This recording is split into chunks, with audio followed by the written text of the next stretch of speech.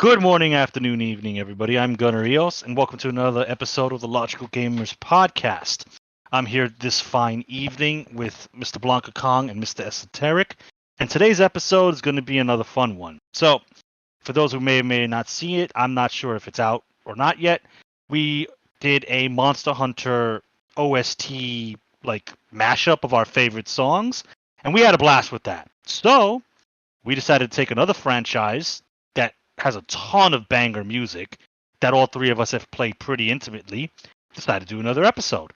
So, this episode is going to be about Souls, or as I dub it, Souls Borne music.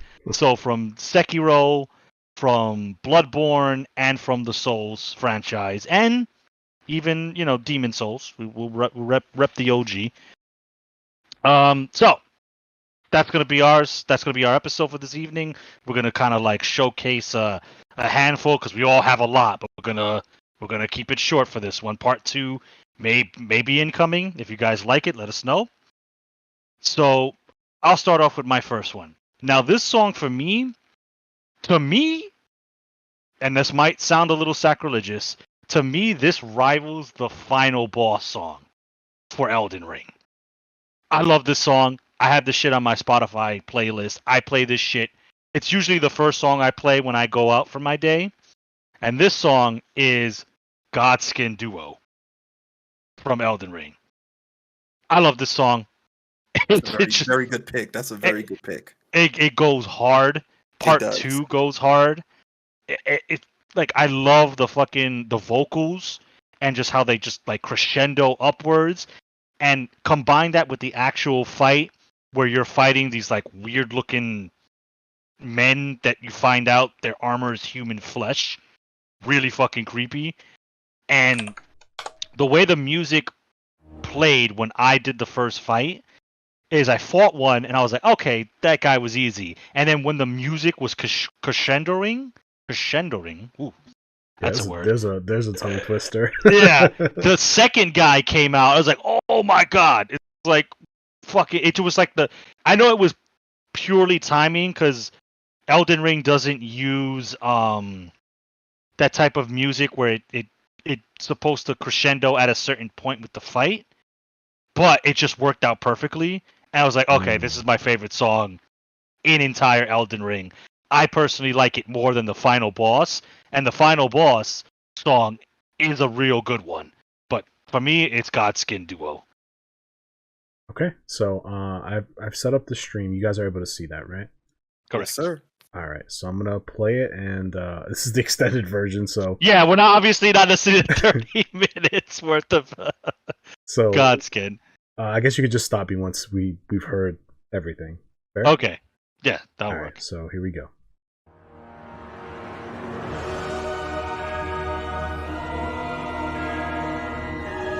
Yeah, it's so good. Imagine hearing this and some fucking big chungus man is walking up to you with a rapier. Yeah, throwing back.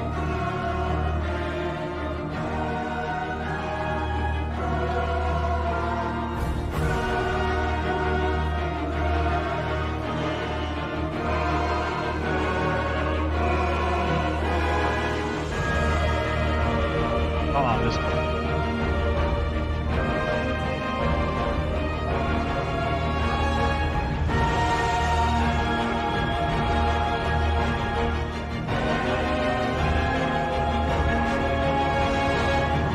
Down a bit.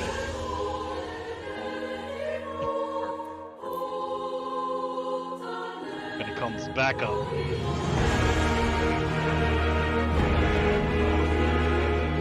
Alright, we can stop it there because I can listen. I can listen to this I can listen to this 30-minute mix all day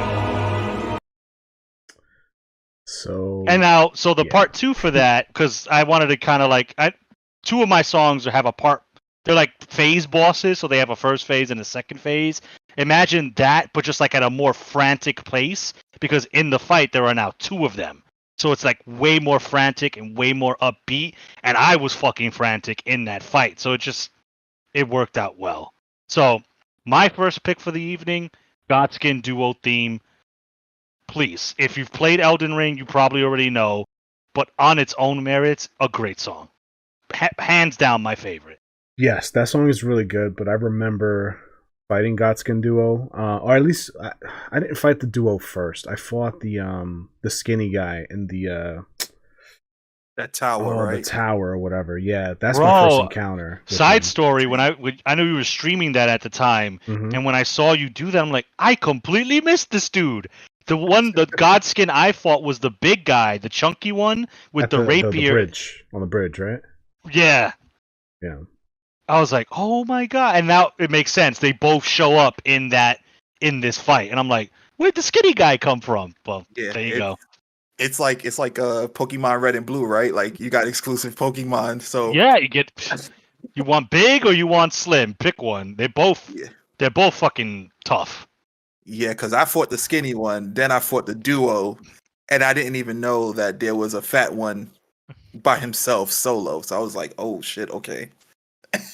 Yeah, and they have totally different fighting styles. Like they both have like Black Fire or whatever, but like their attacks are fucking radically different. So yeah, that was a crazy fight. That was one of the better fights in Elden Ring. And the song, while it's very good, I don't remember it as well because I remember just being so angry fighting these guys. So but good pick. I lost a couple rounds against him because I was like, oh, this song is really good. Smack all my HP because I'm a mage. Dead. Or fucking rolling fucking thunder. Fucking Fat Boy. Yeah, fucking rolling attack. That shit was crazy. But that was a good pick though. Good stuff. All my all-time favorite song from Elden. All right, Mr. Esoteric, what's your first pick, man? All right, guys. So my first pick is going to be from Demon Souls, and I'm going to preface this with that all of my Demon Souls selections are from the remake. There is a bias there. There is a bias there simply because my introduction to Demon Souls was on the remake. I could not acquire the old one, so I kind of fell in love with these themes. I went back and listened to the old ones. I personally feel that they don't hit as well. Again, it could for all the Demon Souls OGs out there. I'm sorry, but I just feel like the selections I have hits better. Well, I mean, look at when one came out versus the other. PlayStation 5 versus PS3. The sound design is gonna be different. I mean, yeah, absolutely. And also, not taking anything away from the original ones, because what I did was I had to listen to the old ones because I already listened to the newer versions, and I think subtly the biases are there. So I just went with the new ones because it's so much components that are added to the new ones as opposed to the old ones. So man, it's what you like. This is all about songs that you like. Exactly. So. Yeah. So everybody has an opinion. These are all subjective. There's no absolutely. best. These are just our favorites. So my opinions are absolute. No, but but yeah, the first selection that I chose was Maiden Astraea. Yes. Okay, cool. Maiden Astraea. All right. Cool. Let's play that sucker. This is gonna be because I haven't played the new one, and it's been a very long time since I played original Demon Souls. Just listen to it. Just listen to it, man. Okay.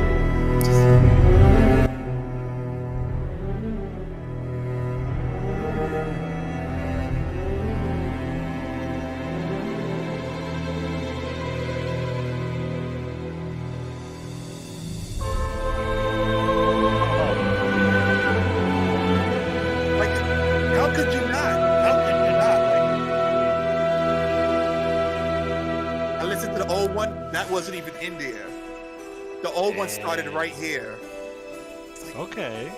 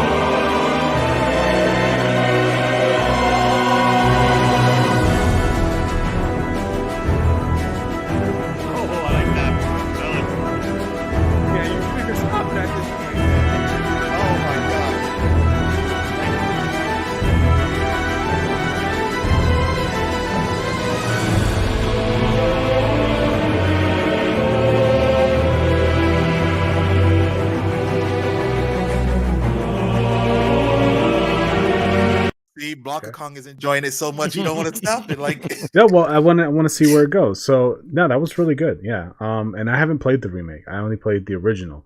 So seeing that you started with that, I wasn't gonna start with this one, but I do have Maiden Astraea's original on my list. okay. So we're gonna play that for direct comparison, and then we'll share notes. Let's go.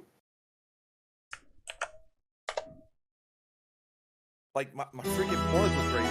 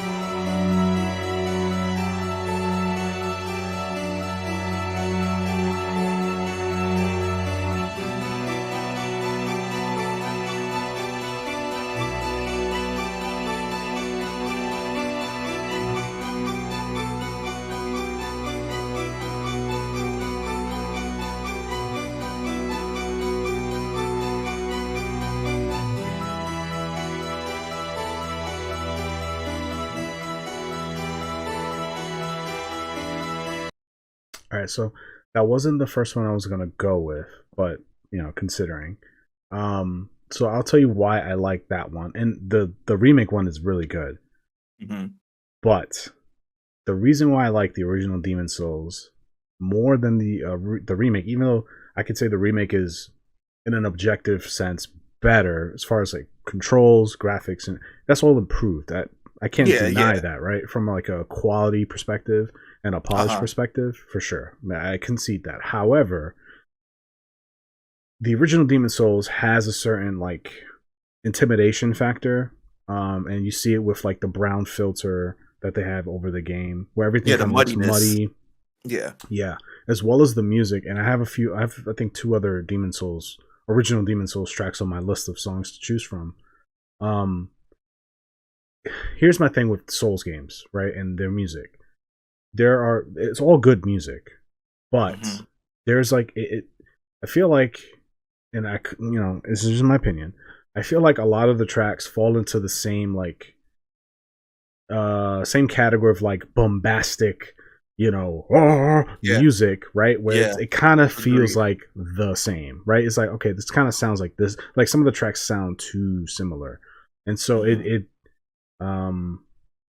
it takes away a lot of the character that a lot of certain tracks do have. Like when there are tracks that have like a lot of character, they stick out to me personally more than some of the more air quotes epic tracks that they have. Again, all good music, but like it occupies a really similar space. You see that across, like, starting with Dark Souls into like Dark Souls 2 and 3, and even Elden Ring has the same problem. And I say problem, I use that term loosely, where like some of the music feels like it's not tied to the character, but it's just kind of just like a really good piece of music that you could tie to a boss battle. So like, while the Maiden Astraea's remake is good and it has elements of the original I think shows a little more like character, or I don't know, it's more impactful to me because there's no other track in the entire soundtrack that sounds like it. It's her track. And there's nothing heroic about the music at all, because it's not supposed to be heroic. It's a tragic position you're put in as the player, because you're coming after this saint of a woman who is clearly confused and conflicted with her path and her journey. It's led her here. And while what she's doing is wrong by feeding the old one, becoming a demon essentially, but she's still, her cause is still noble. And so that boss battle is one of my favorite boss battles in the entire Soul series. And I don't mean to go on a tangent, but I kind of want to explain my perspective. No, I get it. Yeah, this is interesting. So the original track compared to the remake track, both great pieces of music, and I can see why the remake is considered better because there's just more to it. There's more going on, and there's a hint of heroism in like the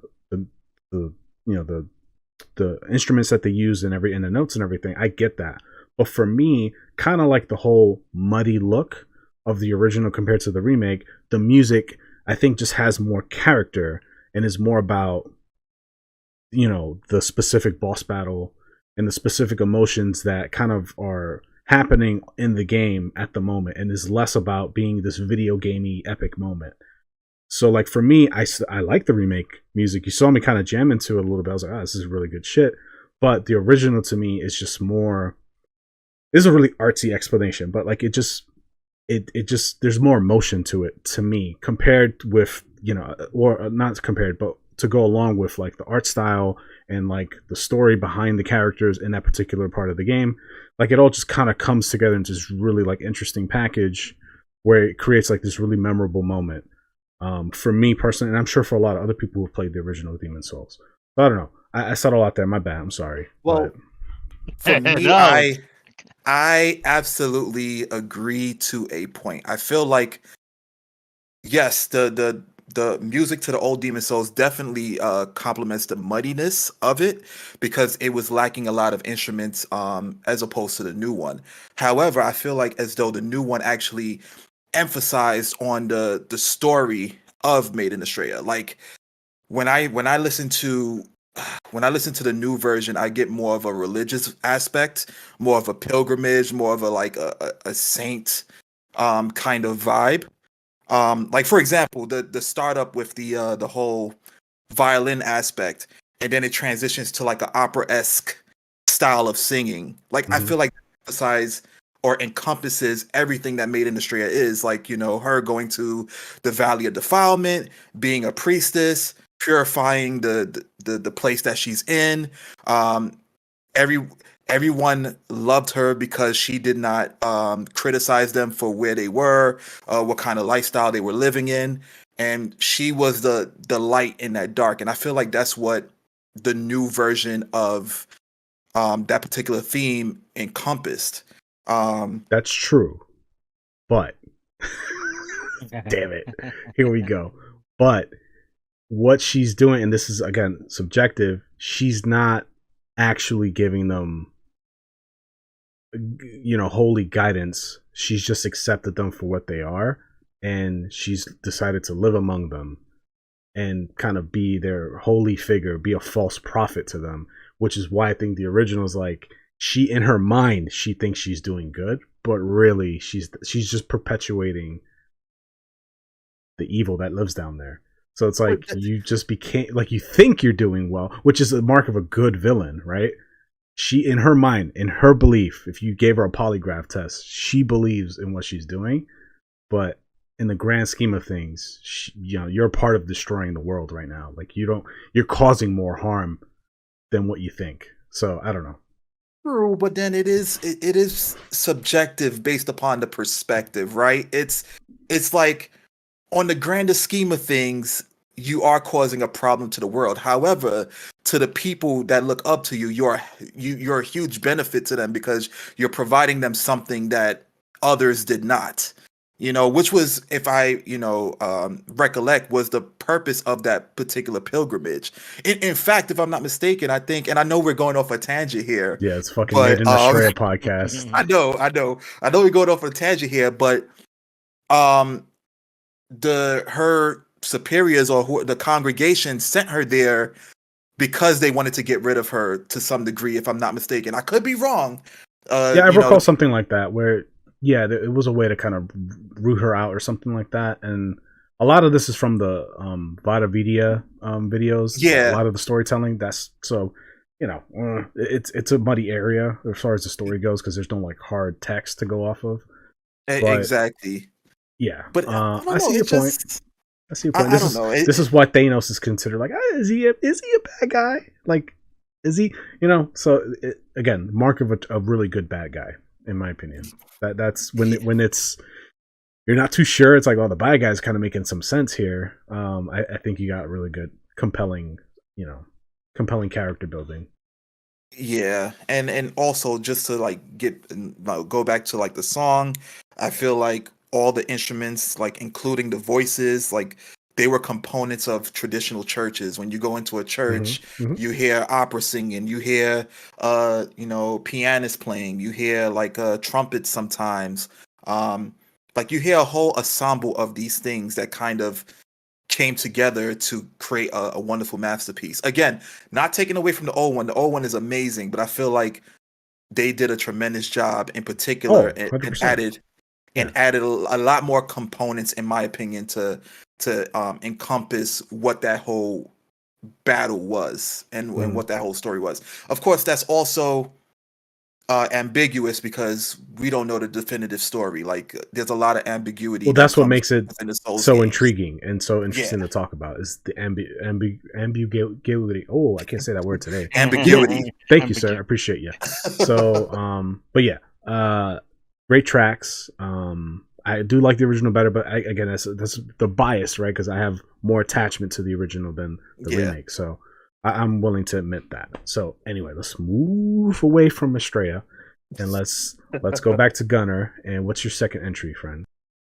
Alrighty. So my second entry is in the same vein of it's very vocal heavy and it's very melancholy, which I like, and it was one of the few bosses in the Souls game where I actually looked up their lore because I just found like the song really compelling.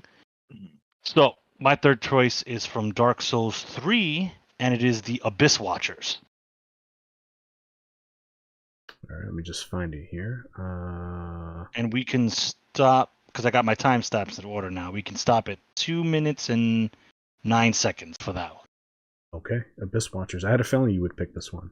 It's another one of my like top songs from DS3. All right, let's do it.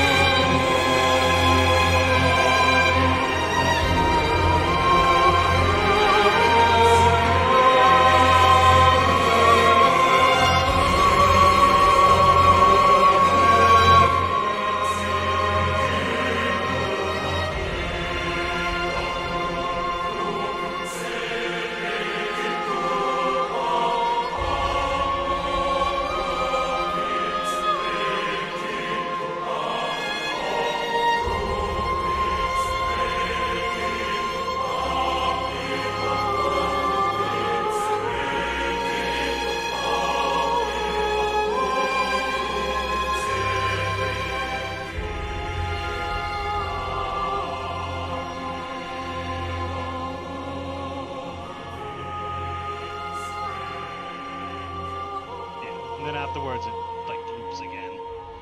Oh, that was amazing. Yeah, I mean, that's the reason why it's one of my favorite songs in Dark Souls 3 because it just feels. I mean, like ooh, Dark Souls 3 is like the whole game is sad. Nothing good, nothing happy is happening in the Souls universe. But this one like hit me or struck me more because of like the boss combined with the music, which is the purpose of a good boss OST. Like for those that don't know and for those that do, I'll just reiterate. The Abyss Watchers in Dark Souls 3 lore, they're the ones that basically fight against the darkness that ends up winning, essentially. And their job is to eradicate the abyss or the darkness wherever it lurks, no matter who it lurks in. And that's why when you go to fight them, the first thing you see is you see a ton of dead bodies. Because the Abyss Watchers they're an organization, they're like a small army. And when you see them, they're all dead, mostly. And one is killing another. So you come in, you're like, wait, aren't you guys supposed to be bros? Like, what happened here? So doing after more research, you find out that the Abyss Watchers themselves became infected by the Abyss. So the Abyss Watchers killed themselves because we have to get rid of it, regardless of who it's in. So that plays out in the fight where you're fighting one and you see its eyes glow red, and then another Abyss Watcher comes in and it actually starts fighting the one with the red eyes, because that's the one that's infected. And then it goes to you because it just perceives you as already lost to the abyss. So it was the combination of the fight and the music being just so melancholy, going, wow, even the people who were sworn to fight against the abyss ended up falling to it. And it's just another reminder of Dark Souls 3 taking place in a dead world. Like, your character comes in after everything is kind of like barren and dead, and like even the people who were supposed to fight against the evil have lost, and it's just your job to kind of like send them on their merry way. So it was just a combination of the fight, the music, how sad it was, and the actual like how the like then looking up the lore of the Abyss Watchers was like, wow, I like this song. I like the song, and it ties in so well to a boss battle and their lore, which kind of goes into what you guys were talking about, how the Maiden song that you guys played before was just it sounded like an uplifting song, but when you look at the lore of the character and the boss, it's like wait a minute, it's kind of deceiving. Mm-hmm. So this one, it kind of ties in just a differently, just showing how like this is just how sad and depressing it all is, and that like even the people who were meant to do good end up falling to the very thing they were tasked to fight in the first place. So that's why the Abyss Watchers is one of my top Dark Souls 3 songs. Wow, Yeah. that's awesome, and history does repeat itself, because if I'm not mistaken, Artorias was like an Abyss Walker, and he fell. Yes, that's he fell exactly victim to right. Like the Abyss Watchers follow Artorias, the Abyss Walker, and they idolize him, not knowing that he too, like their champion, their hero that they look up to, he fell to the abyss too. And you end up fighting him. So it's like you fight them and then you fight their hero, and you're like, You kind of cut out there at the end. oh, I was like, oh, you said I said like you fought their hero, like their Mhm. idol, and then you find out that no one is safe from this abyss. Like It's no all one. consuming. Yep. It's crazy. So that was a good pick. Yeah, and Abyss Watcher's boss fight was really fun. I have fond memories of. Blew my Dark Souls, mind if I'm when I thinking first Dark Souls played it. 3, that was one of my highlights for sure. Yeah, I'm like, oh crap, this thing is fighting with me, but then he started swinging at me. I was like, oh, okay, you're still the enemy. When I seen that, I immediately thought of Royal Rumble. Like, what is going on here? Yeah, With the he just started countdown, showing up with swords, man. somebody else just comes in. Yeah. So I don't. Who was next? I think I'm next. Yeah. Okay.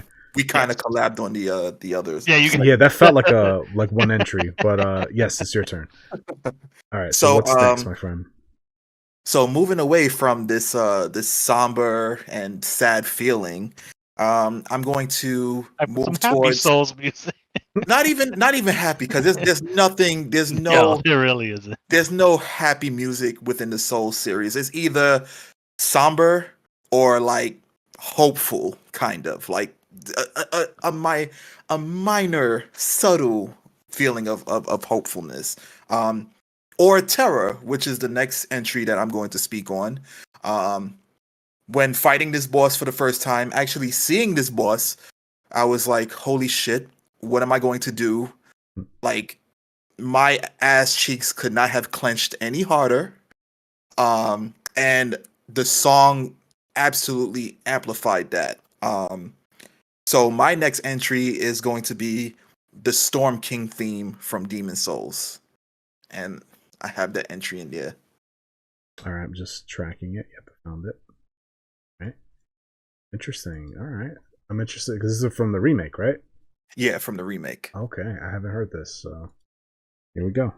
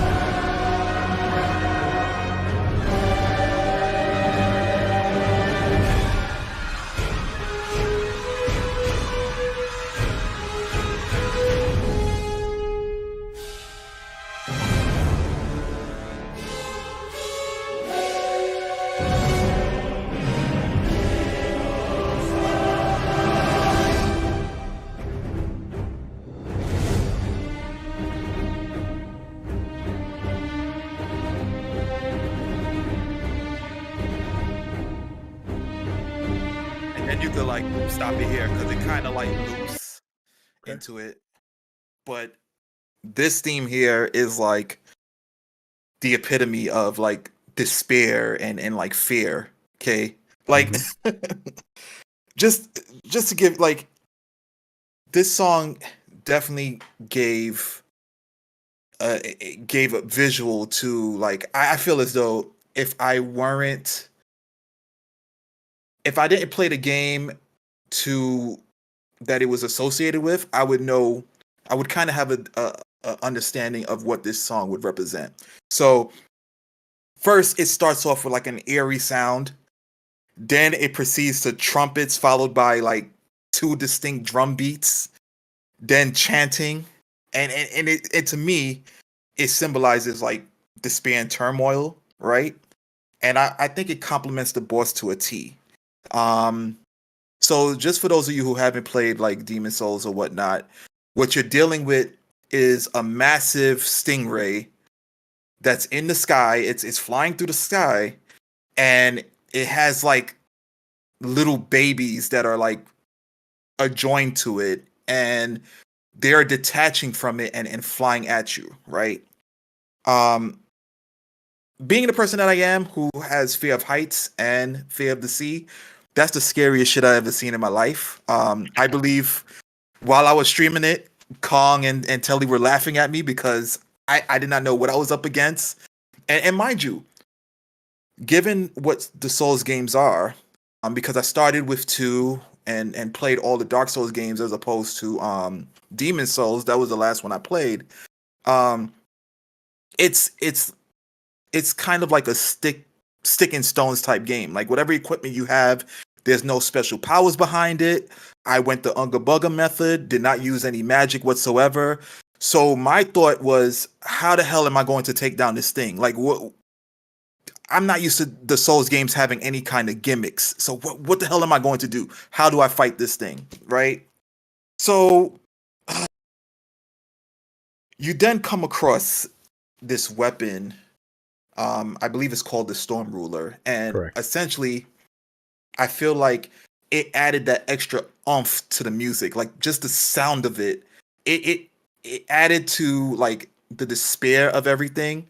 However, you wouldn't know this unless you're playing the game, that it's actually an empowering I don't know what the word to say for it, but it's an empowering.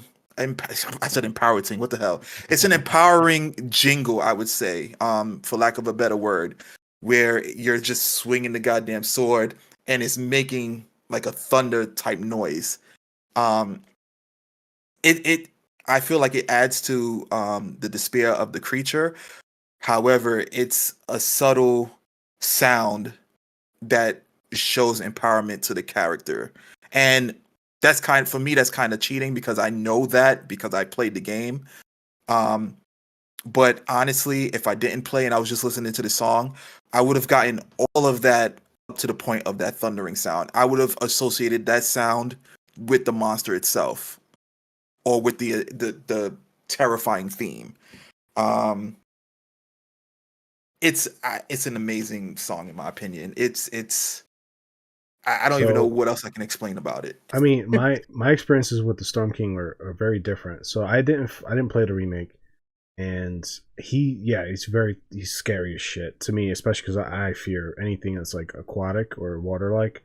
Yeah. And in both the remake and the original, like you're in this cliffside near this like, it's not a beach per se, but like it's you're just overseeing the water. It's just ocean, and you see this giant menacing stingray that's just like the size of a fucking New York City skyscraper, and he's shooting like these giant spears at you, and all of these like the smaller stingrays that you've been seeing throughout the level, they're there as well, attacking you as well, running into you, shooting spears at you. They're kind of swirling around you in this gray sky, and it's storming right now. It's raining. You got this music going off, and there's like dead bodies everywhere. It's a fucking sight to see. So like it was definitely intimidating for me, and I didn't know at the time. This is again 15 years ago, Demon Souls 1.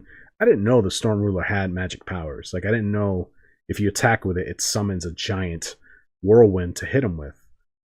So I just collected a bunch of arrows, farmed, and I just fought him with a bow and arrow. Did it the old school way. I didn't know how the hell else to fight him. I was like, there's no way I can fight him. I can't reach him with my sword. Okay, I have to farm. I have to get about 1,000 arrows and just pluck away at him, just like I did with the dragons in the first area.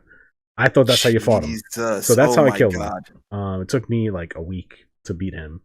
Oh my god! I instinctively assumed that I found a weapon in that area, and it was like the only weapon that you acquired that had like a subtle animation. You just picked it up off the ground and then you kind of put it. So sure, but I didn't find the weapon until after I killed him.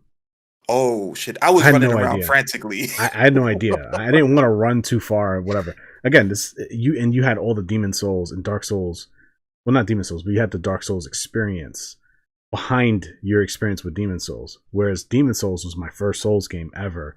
So for me, I didn't have that legacy skill yet. But I never. Not that that's an excuse. No, I just never came across a gimmick within. Well, sure the you Souls have. game Demon like that. in Dark Souls 3, you armed the giant. It was Storm Ruler was there. So I didn't get it till after. I didn't even know it was there. Oh, okay. So then, I guess you stumbled. You got it.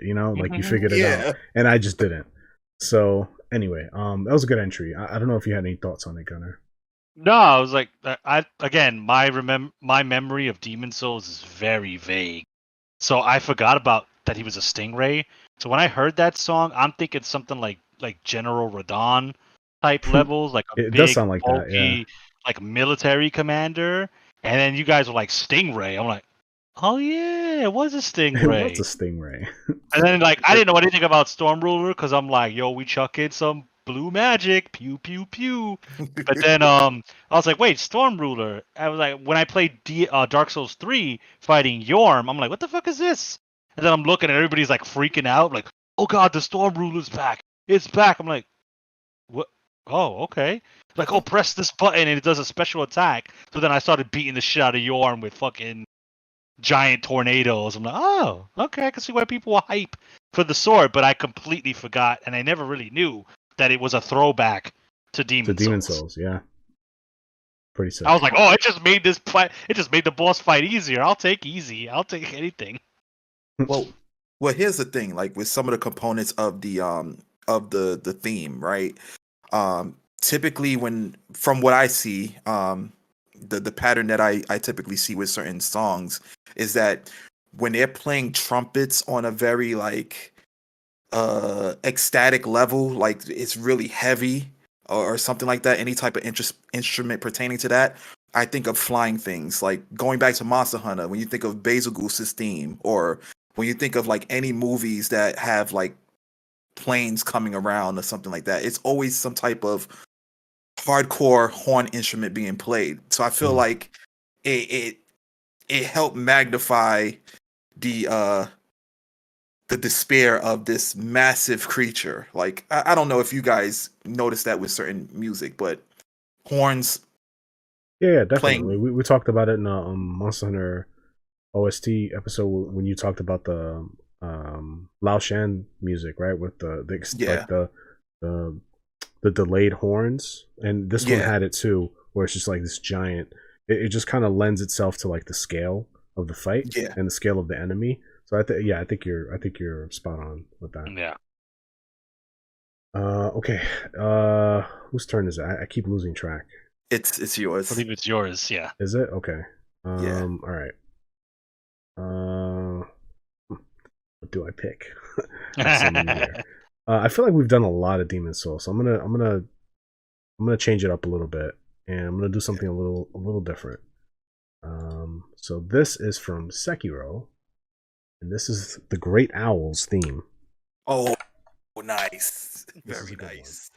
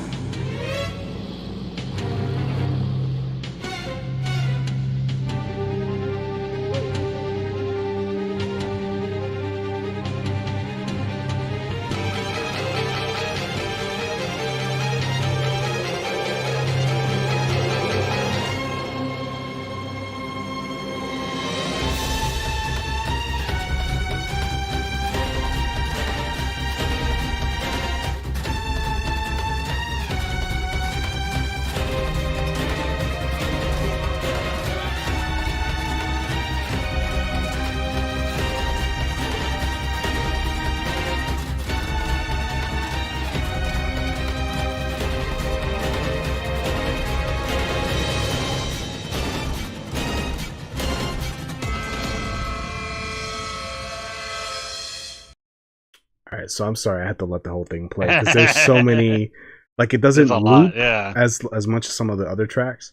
Yeah. All right, so this is my only Sekiro entry, and that's not because the OST doesn't have a lot of great tracks. It has a lot of great tracks, but a lot of it's kind of like very Japanese instrument, like, you know, so it's kind of samey.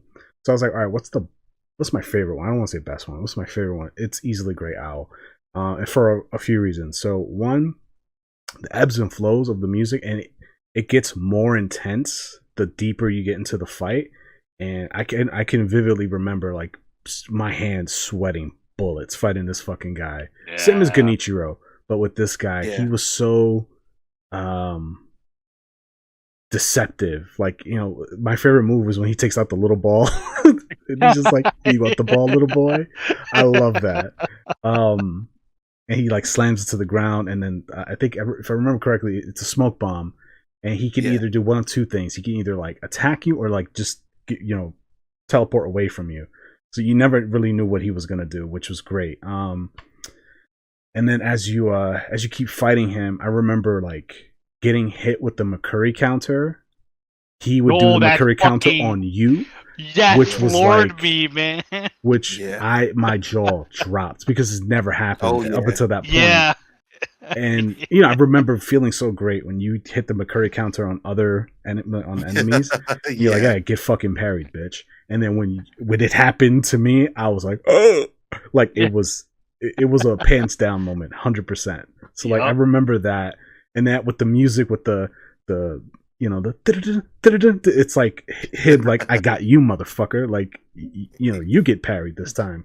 So like that, you know, those memories are vivid in my head. And like, it's also, I know this game was like a homage or kind of tied to the Tenchu series. And this track is very similar to Onikage's theme from Tenchu 1.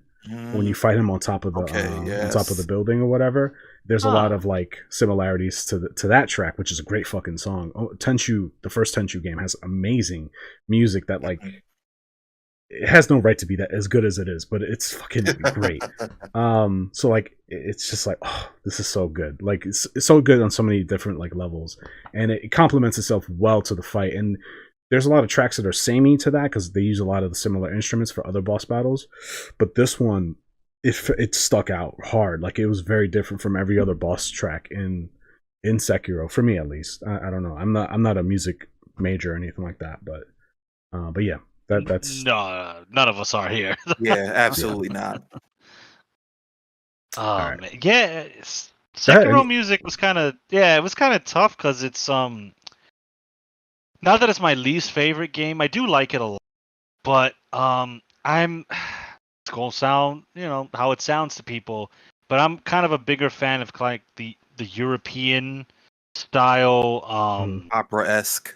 Yeah, very like Gregorian chant type music. Yeah. So that's kind of where I gravitate to. No disrespect to the Sekiro music, because it is very well done. There are a lot of great songs, but yeah, so that, you know, I have fonder memories of that side of the From Software Souls catalog, Soulsborne.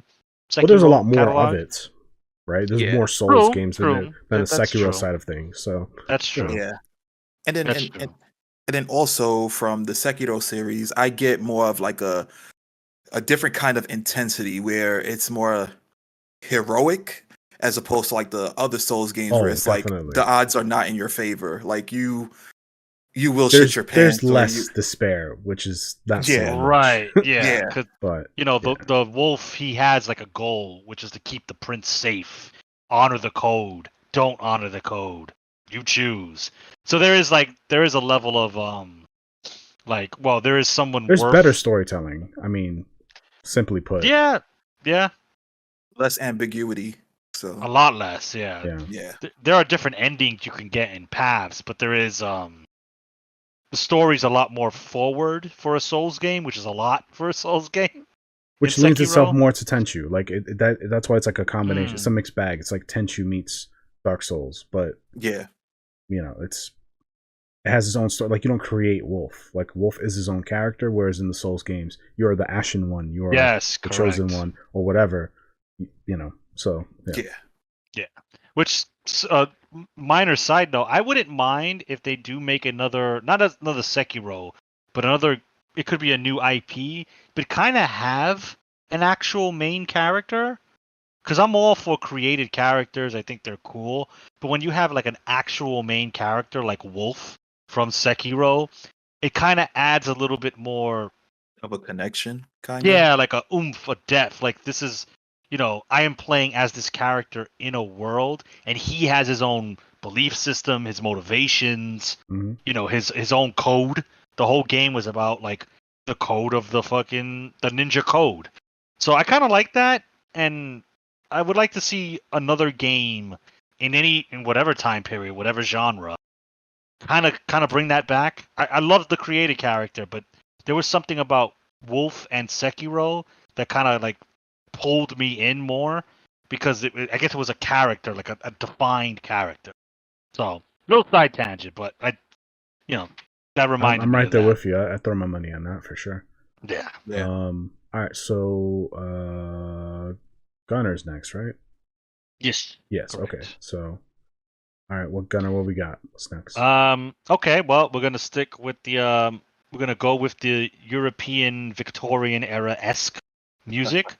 So my next one is a BloodBorne pick, and this could probably come as no shock to anybody listening because it's a fan favorite. It's going to be Lady Maria of the Astral Clocktower. Lady Maria. Nice. And this one we can stop at 136 because that's when the crescendo happened. Let's do it.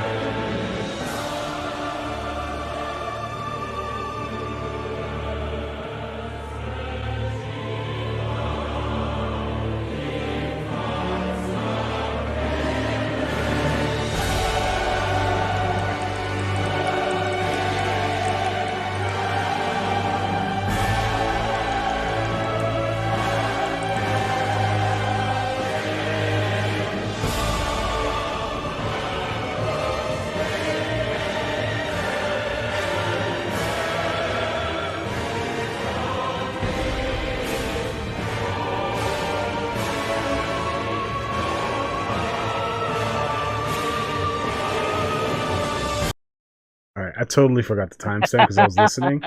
My bad, and I know you guys heard typing in the back. My bad. That was me typing No, in the I chat. just heard good music. Yeah, that was a good theme. That was a good theme. So Yeah. I never actually played the Bloodborne Oh DLC, so man, this is new to me. I mean, I would definitely like pick a weekend or a day you have time to go into it because it was a fantastic piece of DLC. It was like okay, so quick synopsis. It was set in the past. So it was like the old hunters, it was like the original hunters that were on the first hunt in Yarnum, and you go through that story, and Lady Maria is essentially the apprentice of the final boss from German. Bloodborne. Yeah, she's his apprentice. So she's like one of the OG hunters. And the whole process of getting to her is you start at the bottom of a clock tower and you work your way up and you deal with all this fucking wonky crazy like Lovecraftian eldritch horrors to get to her. And she's at the top of the tower. And the fact that the music tied in like the bell towers and she was simple. Like she was like she was kind of like what oh my god. Elden Ring boss. Malenia. Yeah, Malenia. Sorry, thank you for that. She was Yeah. kind of like Malenia, where she didn't really have a whole lot of frills. Her first form, anyway. Her second form, Malenia, is fucking nuts. But her first form was like a straight up fight. It was like it was a hunter versus her. And when I fought her, I was like, wow, she wowed me in her simplicity. Like she was definitely a tough boss, but the fact that she was just straight in your face, no real It was just frills. technique. It was just Yeah, Yeah, she it was like was essentially, and sorry to interject, yeah, no, go for it. Yeah, Gunner, but she was essentially when I fought her, she was Gascoigne level 3. Like she was yeah, way more yeah, skilled, way more precise in her movements. Like she'll wait for you to attack, then to retaliate. She was like you really had to think steps ahead when you fought her, or you had to be really good at countering. From what how I right. handle her. Yeah, for me, I didn't parry. I dodged everything, and my dodging had to be on point, or I suffered. Like she was just a great boss fight, and great in her simplicity, because the Souls games have a tendency. There's a lot of big bombastic monsters and beasts and things of that nature. But some of my favorite fights in the Souls, which I didn't include this one because I wanted to make sure I got Maria, was Father Glasscoin, her, Abyss Watchers. I tend to gravitate towards the more, I don't want to use the word realistic, but I guess the smaller scale fights where I'm not fighting the giant dragon, I'm not fighting Yorm, I'm not fighting like blood-starved beast. I'm fighting like this is another hunter, this is another human. And those fights always tend to be more memorable to me because like he has what I have. Maria has what I have. She has the tools I have. Glasscoin has the tools I have. So who's the better hunter? So that's why I like fights like this. And Lady Maria was like that whole DLC was fantastic, but she was the pinnacle of the DLC, and that's why when you see a lot of people talk about boss fights in like again, I'll coin my own personal term, Seki Soulsborne, um, she tends to be mentioned a lot, and it's she's waifu status. She's like she's a good looking lady, but it's mostly she's mentioned for her fighting and the overall fight, and I think the song adds to the whole overall package of her fight. So that's my entry, Lady Maria. All right, good shit. I enjoyed that one. I look forward to playing the DLC at some point. Yeah, man, it's a good one. Just start the whole game over, man. Oh yeah, It's worth it. I'm gonna start It's over. worth it. I haven't played it since 2017 Bloodborne, so it's been a while. Bloodborne 2 any day now. Yeah, I don't know, man. But what's your next entry, Mr. Esoteric? Well, Gunner did mention Malenia. So my next entry is kind of sort of a combination of two Elden Ring themes. And it's based off their similarity because they're really so similar in terms of like the tone, the melody, all the aspects of it. Um, so my next entry is the capital theme, and I kind of slashed off Malenia theme. So we can listen to the capital theme, and if so, we can also do a little bit of Malenia as well, because I think they both go in hand in Did you hand. post it in the chat? I'm gonna do that now while we're listening to. Okay. Um, All right. Just stop me once we hit the Okay. the desired timestamp. Here we go. Capital theme. No ads.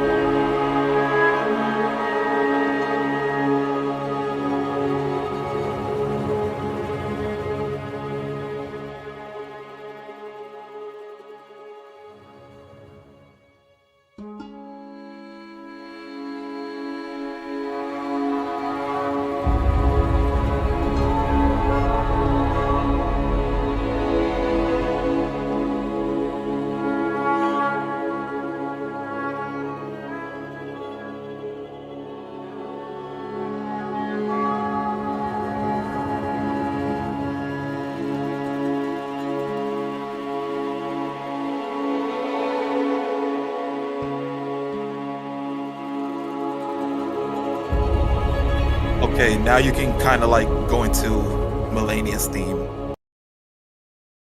because it kind of sort of just loops pretty much there. I don't-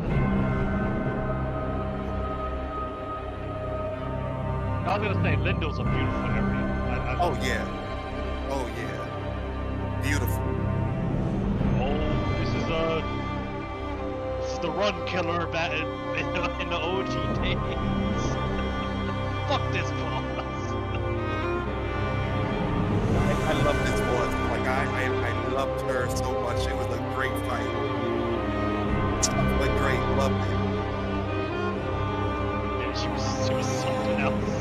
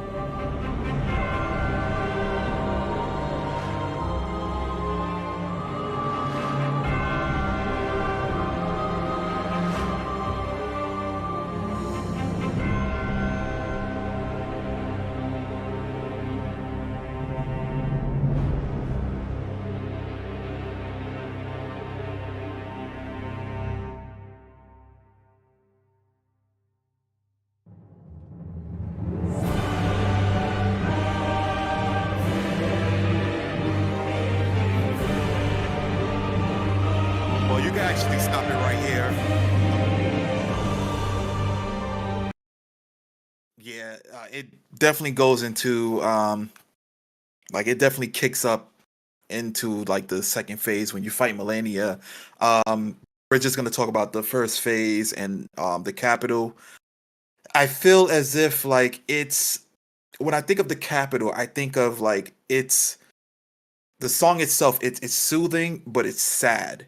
And then when you kind of like push it into or compare it to Malenia's theme, it seems like it's the same capital like Leyndell's theme, but even sadder for the first phase.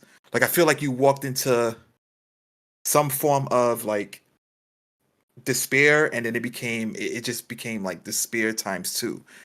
Um, when I think of it, I think of like you go to some place and you see how desecrated it is. You see how everything is obliterated. Everything is like all over the place. It doesn't. It's. It looks like something is terribly wrong with it.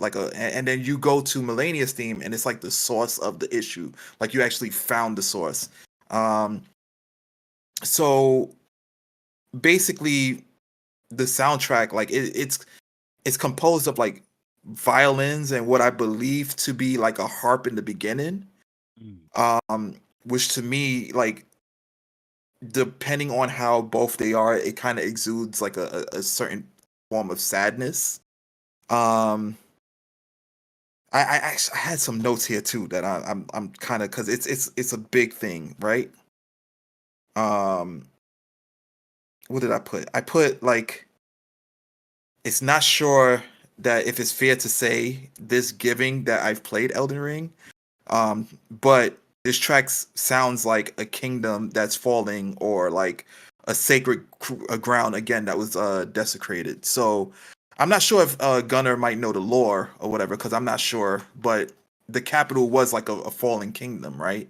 By any Yeah, chance? essentially, Leyndell was the great capital of the lands between, Mm-hmm. and when you go there, you see something that it used to be great.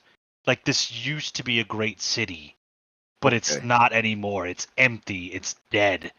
So that kind of got the same vibes when I. That's why I like Leyndell a lot. Yeah, it's when you enter the place, like it's extremely desolate, and like it still has some type of, as you said, Gunnar, like some type of beauty to it. Like the architecture has like, it still maintains its like gold trimmings. It's pure white for the most part. There's like a huge golden tree that's like in the center of it. And the song just, it just exudes the barrenness of the entire place. And then you go into, huh? No, I was green. I Oh was yeah, like, yeah, okay. yeah. Yeah, so then you go into like Malenia's theme, and it feels like it develops more sadness than the capital, right? Um, and like her song picks up to me, which represents like futility. Like it's futile. You can't repair what's happening in this area. There's nothing you can do. You just have to accept it, move on. Like it's no point in fighting. Just give up. And it also exemplified Malenia's battle, because a lot of people were like done with her, as we said earlier. Like she was the boss that everyone was like, you know what, I'm not fighting her, and she was strictly optional. So that's why I kind of put those two together, because they sound so similar in terms of theme, and I feel like one emphasized sadness, and then the next one kind of transitioned into even more sadness, if that makes any sense. I don't know if you guys got that from listening to both the themes, but that's essentially what I got.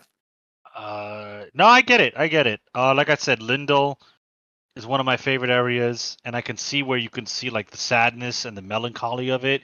Because again, like I said, it used to represent something great. It used to be a great kingdom. It's not anymore.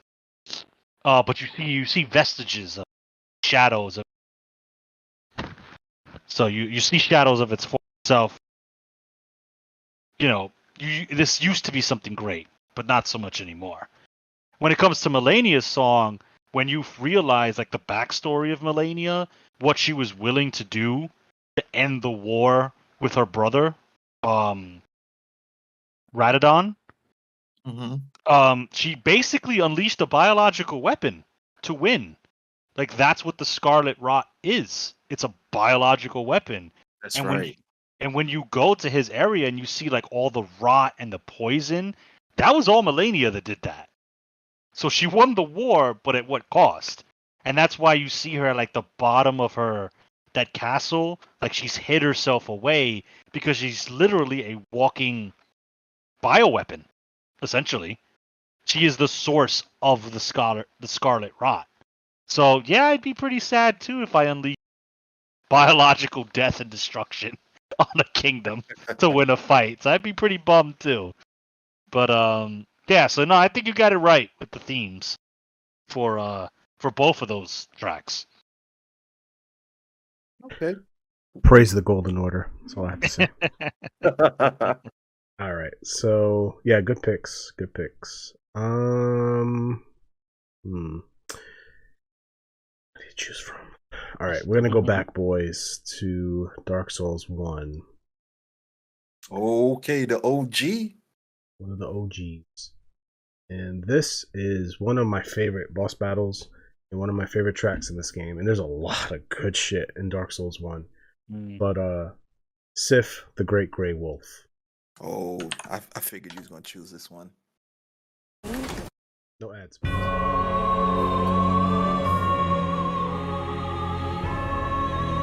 Oh yeah.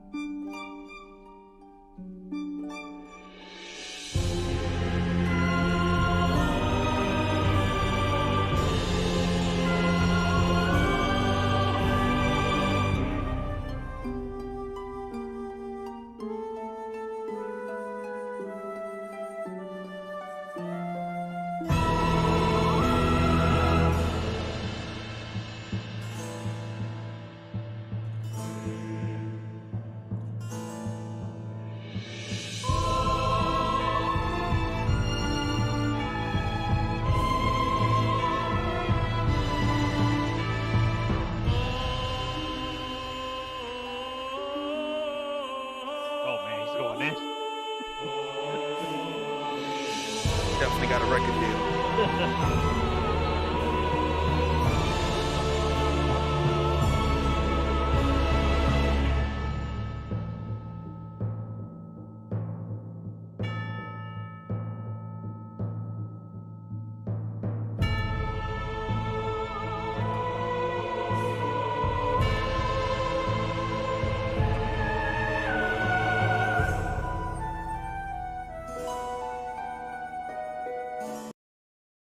So I love that song because it's, again, it shows a lot of character. And it's not just this, yeah, there's chanting and there's like, you know, there's some bombastic like, oh, to the song, sure, but like it's very subtle and that's not the entire track. And there's like, you heard it at the end there, right, with the harp and the like, yes, you know, it's very calming. And the Sif battle was unlike a lot of the other boss battles in Dark Souls, where at least me, and I think a lot of people feel this way, there was sympathy. Like I really didn't want to kill this thing. yeah. I really didn't want to fight this thing. Not because I was afraid of it, but because I felt bad for it. Because in Sif's mind, he was just defending his master. In his mind, he was doing nothing wrong.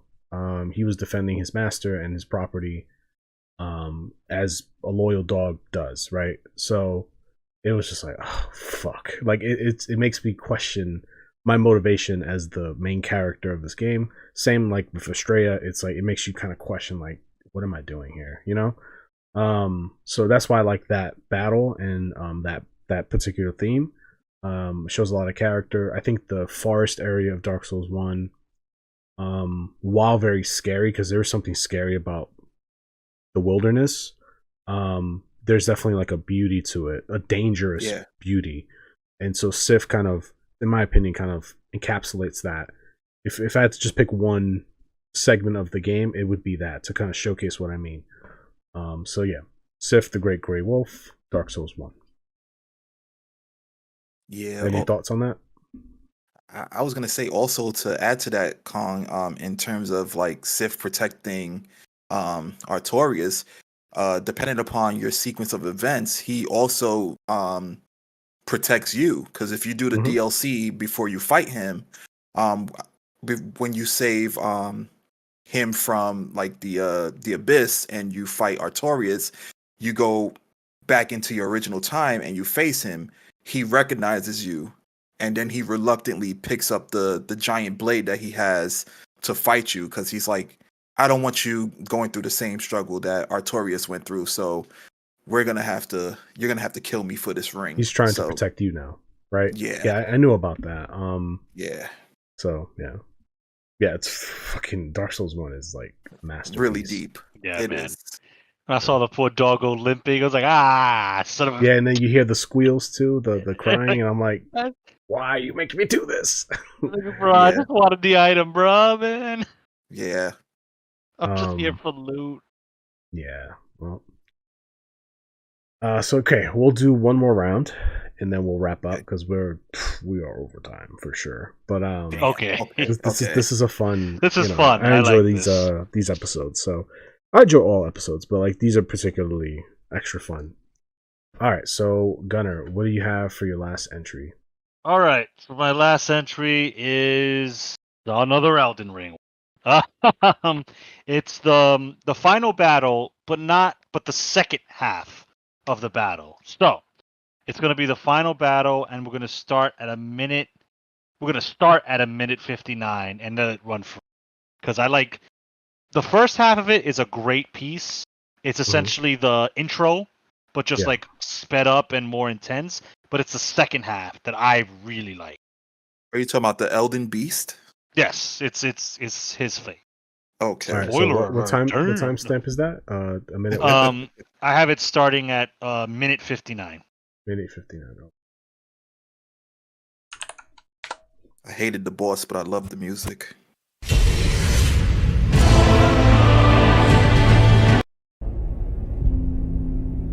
All right, time to fight the whale tree. Hated that piece of shit.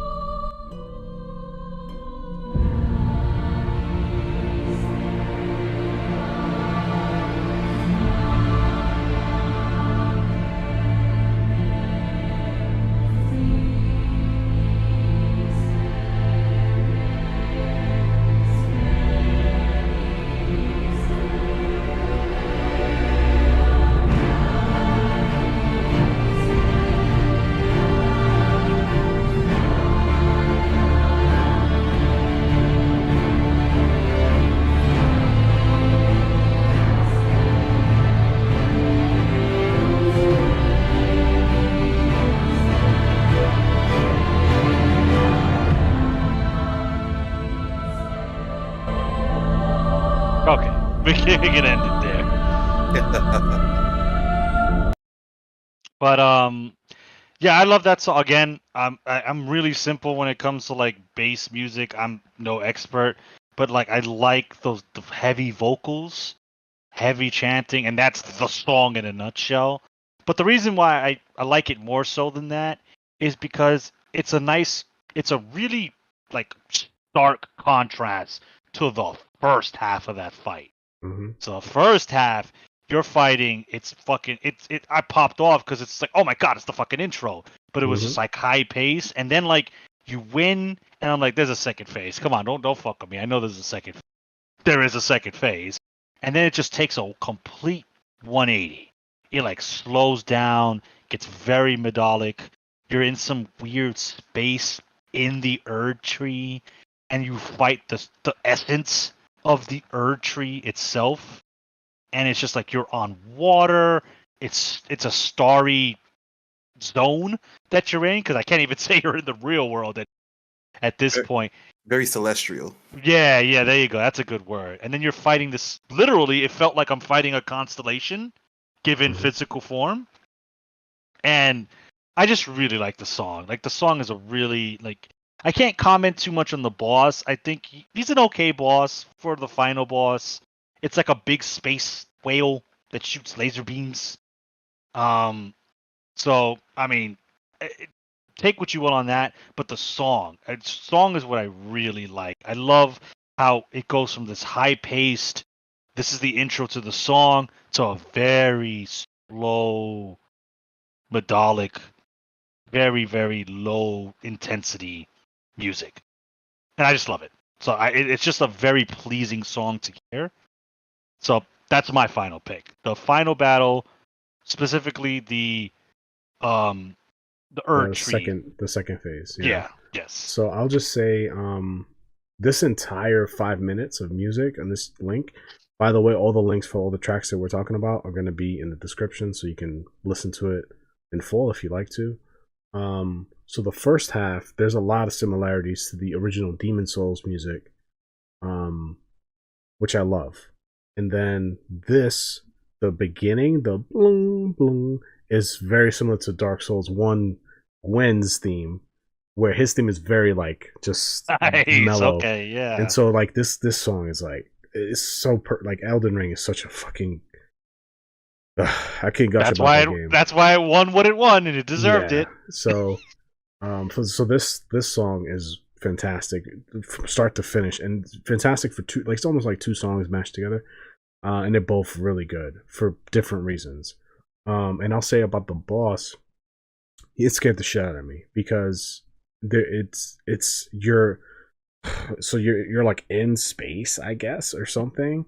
I know you're in the Erd tree somewhere. You're in the Erd tree somewhere, and this thing is like swimming in. Right? Yeah, I know that's for you guys. Yeah. So for me, I was like, all right, this is bad. Like that thing scared me, and then the other enemy, he has like he has like a human skull, but like he has pincers. Yes. That guy scared the shit out fucking of me. weird void creature. Yes. Yeah. That thing, those two particular bosses are fucking nightmare fuel for me. So and then in this song, and this is gonna be an offshoot, but like I got Sadeas vibes fighting this thing.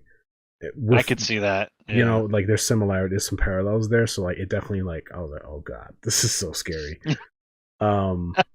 So and because I went faith, I have a faith build. He's anti-faith, so it took me. It was harder for me because his faith defense is higher because it's the Golden Order's final form. So like Kong was literally using his own magic against. Yeah, so like for me, it was I had to use different stuff to get some damage in there.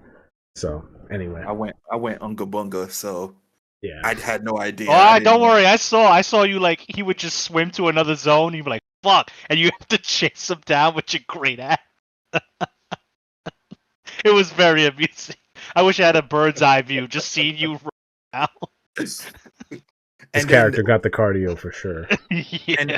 And then to add insult to injury, like where you fight this creature, there's no distinction as to where the endpoints of the stages are. So it makes it that much more worse. Like his depth perception, like how far he is, it was really hard to determine that when he would run away. So it's like, God damn it. Yep. And I was using the sword of Ice and Flame, I think it was called. It's been a while. My laser beam cheese strat, and even that was hard for me. I know, boo-hoo, I used the cheese strat. Suffer a little bit, but I was charging up my laser beam, and he just like slip away. I'm like, I only have so many blue S's, man. All right, so that was a really good pick. I'm glad Elden Ring's final boss battle got a mention because it was definitely part of my list too. So all right, Esoteric, what's your last one? So my last one is kind of in the same vein of final bosses, and the one that I chose was Soul of Cinder. Kong, you mentioned Lord Gwyn, and that's one of the reasons why I love this track. So you could just play it, and I'll explain the rest All right, let's hear it. after.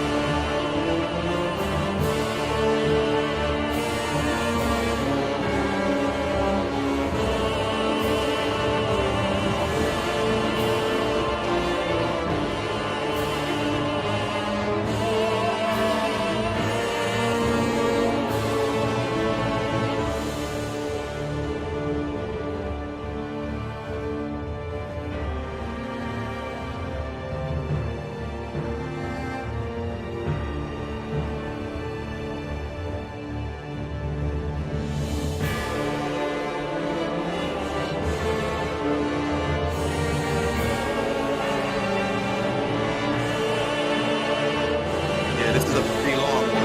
I'm just waiting for the transition.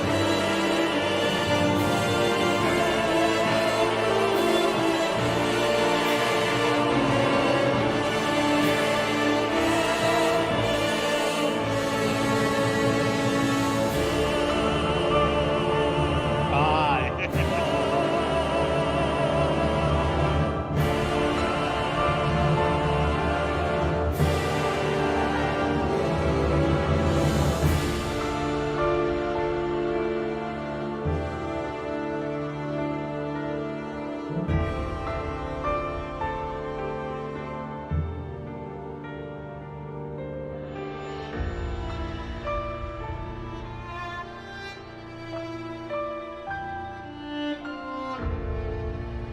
Oh my god, it's like I'm fighting this damn boss all over again. It's love it. I just love it.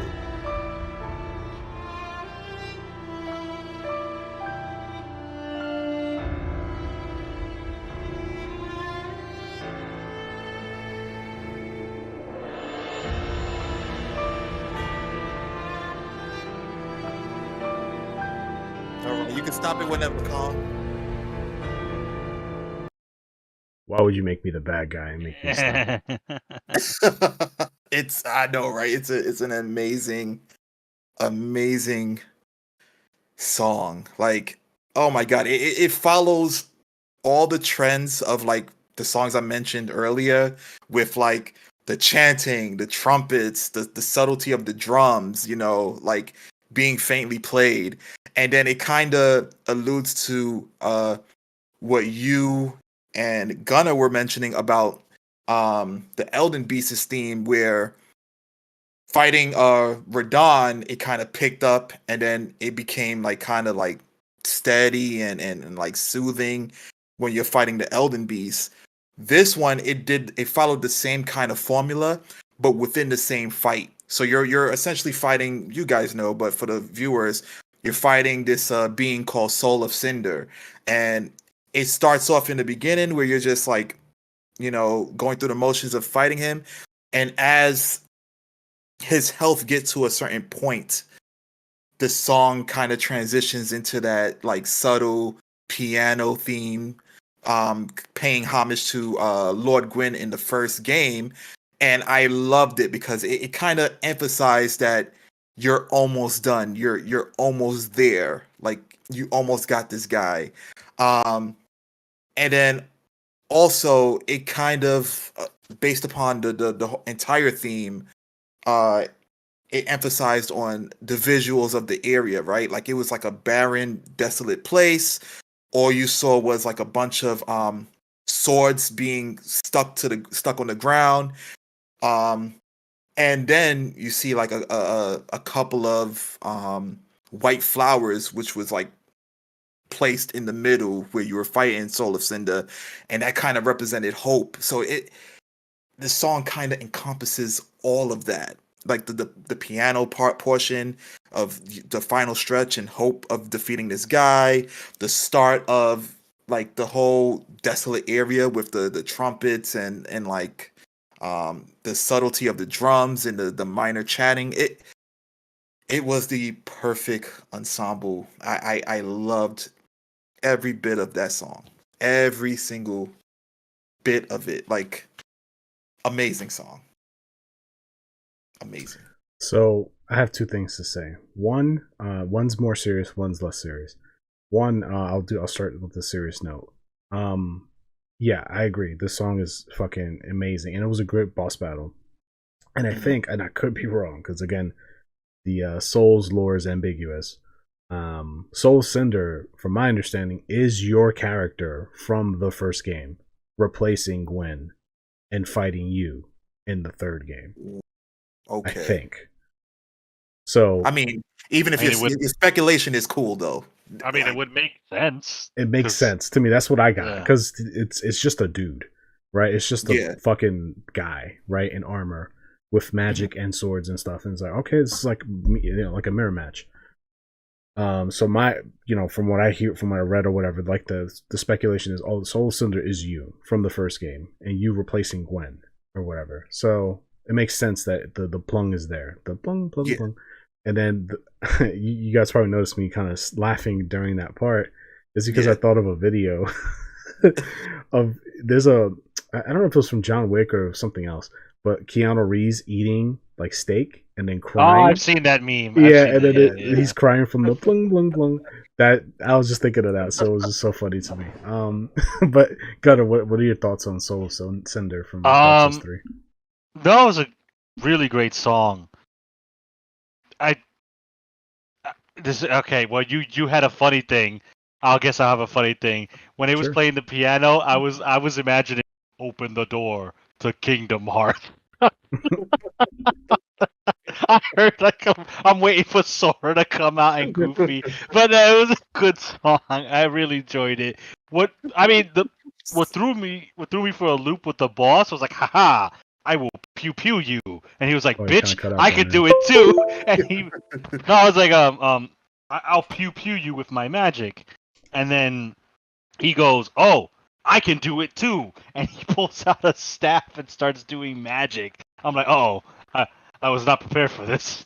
I was not ready. Oh God! But it was a great song. I enjoy it.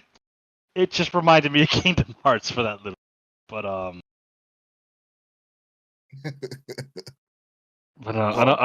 another great one. I enjoyed that one. It's a good one. Yeah. Okay. So this is my last one, and I really wanted to end with this one. It's not just the track; it's also the cutscene. This is the intro to the first Demon Souls for PS3, and this track is like awesome. So, definitely. And then the visuals are definitely they lend themselves well to the song. So here we go. Throwback entertainment. Okay. And then we transport him back to 2009. Pretty good year.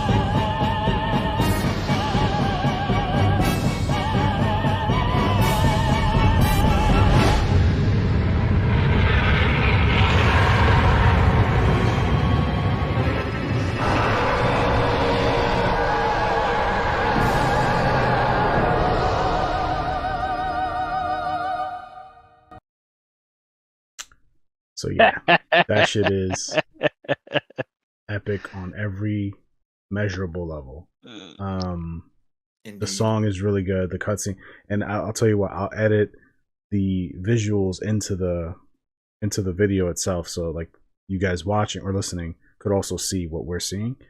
It's only a 2.5 minute thing, so it's not a big deal. But yeah, the I remember the first time seeing that cutscene, being like, "What the fuck did I just get myself into?"